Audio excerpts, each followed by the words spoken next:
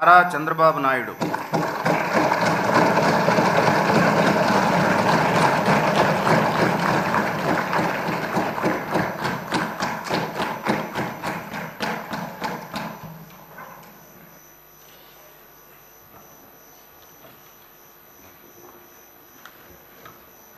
నారా చంద్రబాబు నాయుడు అనే నేను శాసనసభ సభ్యునిగా ఎన్నిక అయినందున శాసనం ద్వారా నిర్మితమైన భారత రాజ్యాంగం పట్ల నిజమైన విశ్వాసం, విధేయత చూపుతానని, భారతదేశ సార్వభౌమాధికారాన్ని, సమగ్రతను కాపాడుతానని, నేను స్వీకరించబోయే కర్తవ్యాన్ని శ్రద్ధాశక్తులతో నిర్వహిస్తానని దైవ సాక్షిగా ప్రమాణం చేస్తున్నాను.